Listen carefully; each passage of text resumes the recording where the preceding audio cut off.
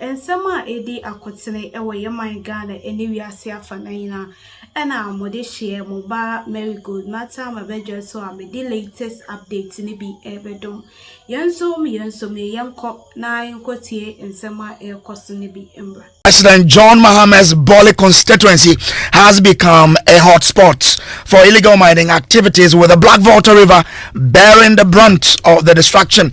Now, the once clean water and is now discolored, posing a significant threat to farmers and thousands of residents who rely on the river for drinking water and daily survival.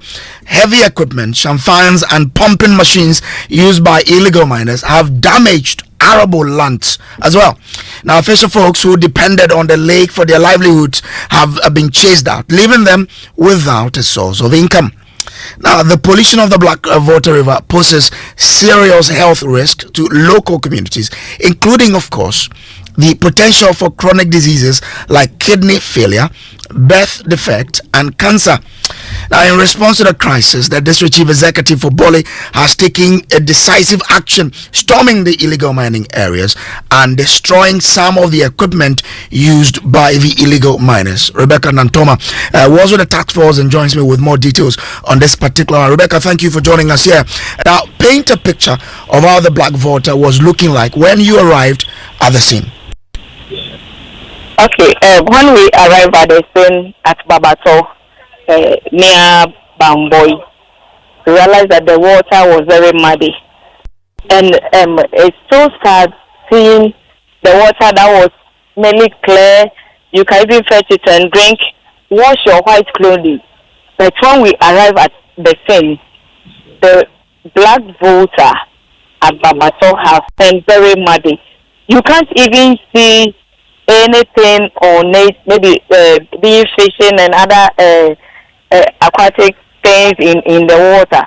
It's very muddy, and when you touch it on your palm, excuse me to say, somebody may say it's a makeup, because how it has turned into muddy. When you use it, you can even paint your walls or your building, and that is why the DC have taken it into his hand that any machine the task force is, they have to destroy it. And most especially after the time we got to the scene, we realized some people were still in the middle of the water. The machines were working, and the moment they heard the convoy, the sound of the vehicles, they started fleeing into the bushes. So as we speak, the water is very bad. You can't even fetch it to do anything. We're just hoping that in the coming days, the water is going to be clean. That is when the illegal miners have vacated the area. Nothing can be done about that particular water, because fishermen along that area have also vacated, because the fishes around that area cannot even have their own safety.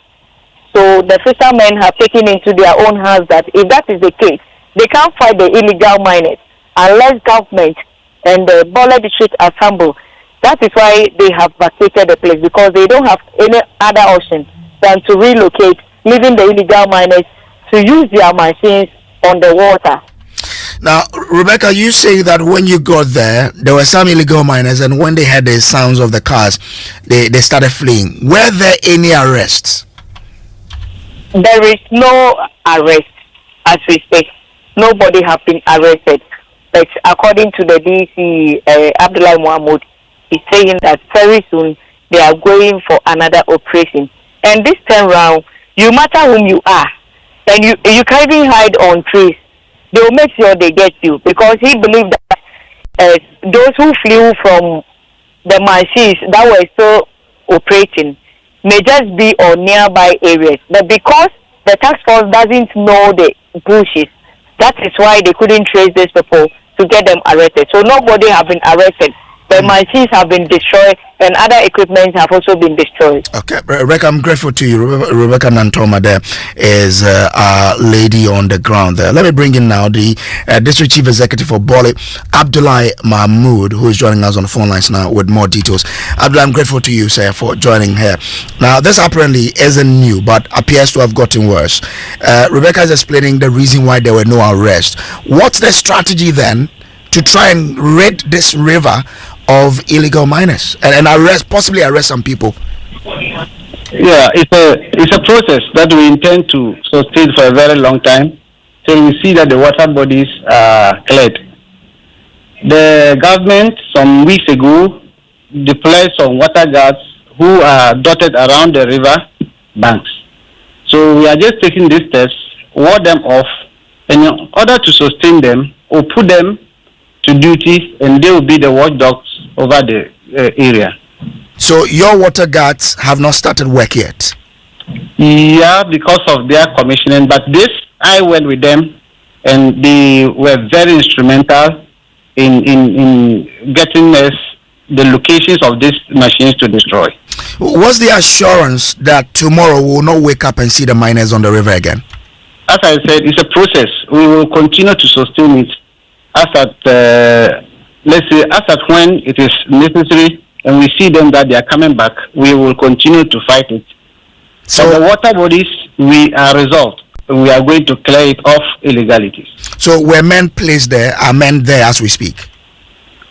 As I said, I just went there with the dissect to read them off, and the dissect is in Bole, and from here to the place is about 72 miles, which obviously we cannot position them there 24 hours. So we will continue to monitor as and when we hear that they are in the water bodies, we'll go after them. Why was this operation not undertaken by NIMOS? Because we were told that was to regulate how these or coordinate how these efforts against illegal mining are undertaken. That I can't speak to that. I'm in charge of the dissect which are available for me to use. Okay, all right. We'll see, and we will be keeping an eye on how this particular one goes. So thank you for joining us here. That's Abdullah Mahmoud. He is a DC for Bole there. But in the Ashanti region, desperate rescue efforts are still underway to reach illegal miners buried under a collapsed pit, with 9 already recovered and 5 of whom are lifeless as of the time we were coming into the studio, and 4 fighting for survival. My colleague Nanaya Jima joins us on the phone with more. Nana, do we really know what happened? So the information available to us is that these people had gone into an abandoned pit. This is a pit that was abandoned by one small-scale miner years ago, and that is where the community have often gone there to for their gold hunt. So these young men were among people who had gone to the area to pick some gold, and unfortunately, this pit caved in. And a day after, the rescue mission started, and this morning, the RECSEC, led by the Ghana Police Service in Yinahini, were able to retrieve 9 of these people. Out of the 9, 5 were pronounced dead, and their bodies have been deposited at the morgue. Now, 4 of them are still battling for their lives. As before coming on air, the rescue mission is still on. The police service and others are trying to retrieve some people they believe are still buried within this caved pit. Now, so do we know whether they've retrieved more bodies or more individuals from the collapsed pit? Before we came on air, they hadn't been successful in retrieving more bodies, but rescue mission is still on.